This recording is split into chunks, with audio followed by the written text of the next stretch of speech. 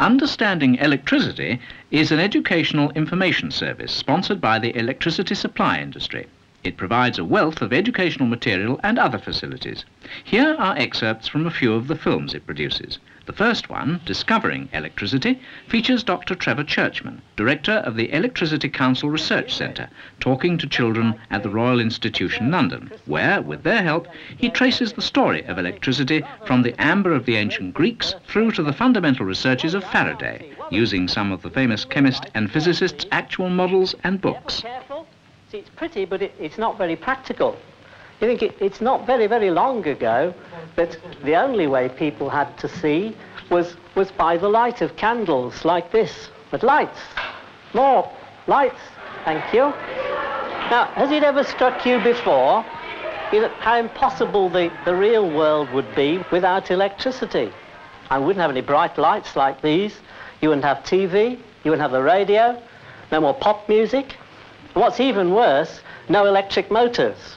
But fortunately, there was a young man, Michael Faraday, who devoted his life to the study of science in this very building.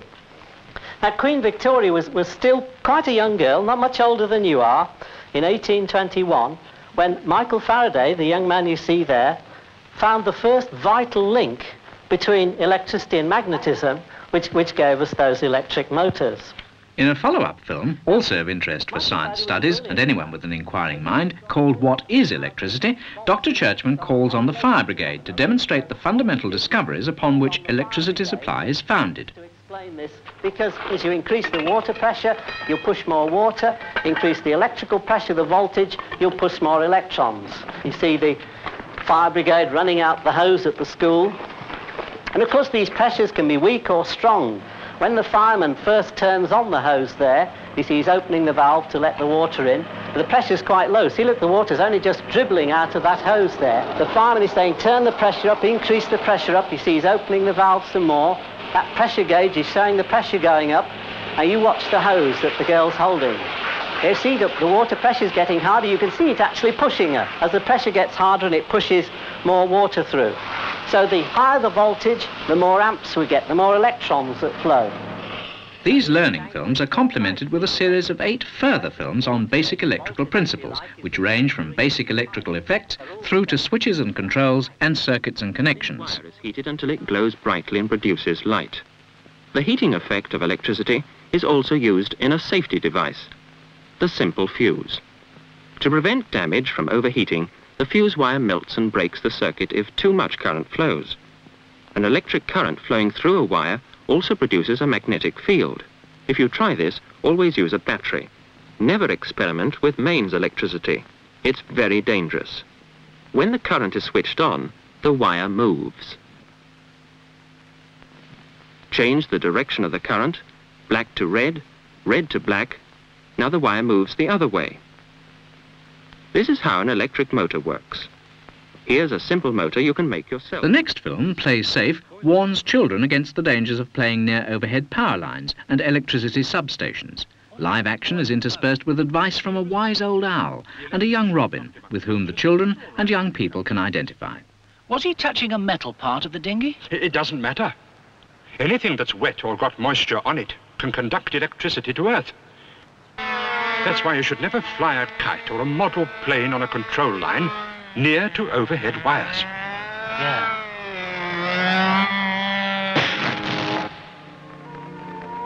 When you fly your kite or model plane, remember you're in charge of a flying machine. Pilots have to observe safety rules. So must you. Make sure there are no pylons, overhead lines, or electric substations around. Go!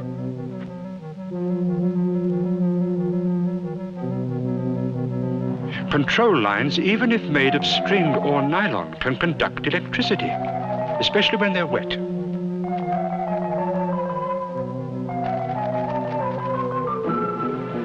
Watch out!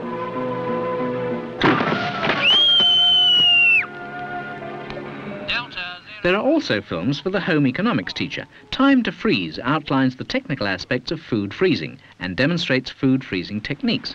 It also shows the convenience of freezers and the quality and variety of foods that can be stored within them. Meals in advance. One cooking session can produce enough food to last the family for weeks ahead.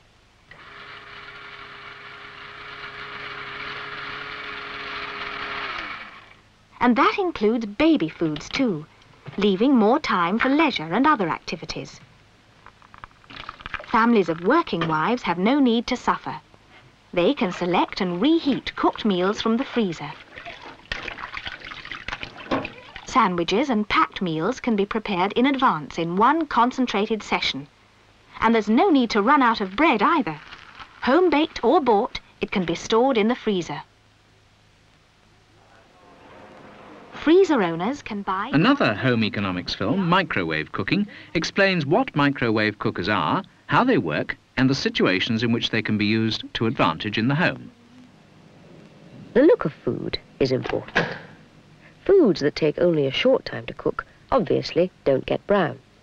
But traditionally we expect steaks and roasted meats and chops to be crispy brown and chickens golden skinned. Some microwave cookers solve the problem by providing an inbuilt browning device. But to brown quickly, you can always use the grill of your ordinary cooker. So the microwave cooker and the ordinary cooker, together with the freezer, make three happy partners in a kitchen. Many other films in the service are available for project and study work. One such film, Electric Vehicles, encourages the audience to ask themselves what are the facts as they consider the benefits that would be obtained from their further use. Their silent, pollution-free running characteristics mean that they can be used in places where no other type of vehicle can operate.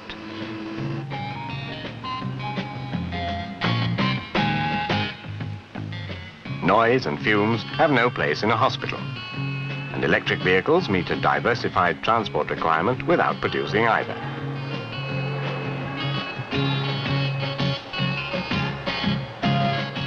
A recent film made by the Central Electricity Generating Board looks at the balance between industry and nature. It is A Natural Question, with the film being presented by the well-known naturalist and author Phil Drabble. This is Canterbury Substation, one of the first of such sites to have its surrounding land developed as a nature trail. Although not open to the general public, the chain of pools provides sport for the local angling club, whilst Tony Harmon, the resident warden, has a superb outdoor classroom. Tony, you've got an enormous caterpillar there. I wonder if any of the children know what that is. Do any of you know? A moth caterpillar. It is a moth, yes. It's a puss moth caterpillar. And he's feeding, as you can see, look. Chewing through that leaf. Well, what are they going to do next then, Tony? Well, they're off to do some bark rubbing, aren't you, children? So, if you'd like to go and find Mrs. Ferris, we'll see you later on. Down there, that's right. Right, well, we're going to have a look at these bridges. Right, Phil, I think you'll be interested in those. You've got a lovely sort of wetland habitat. Many films in the service also deal with the question of power supply. This one, Nuclear Generation, outlines the working of a nuclear generating station and the safety precautions taken. It also discusses environmental monitoring and the general attitudes of the local community. The first two built for the Central Electricity Generating Board were at Berkeley in Gloucestershire and Bradwell in Essex. They started work in 1962. The latest station of this design to be commissioned was Wilver in Anglesey. Wilver has a power output more than 3 times that of Berkeley, as considerable development of the design took place during the course of this first nuclear power program.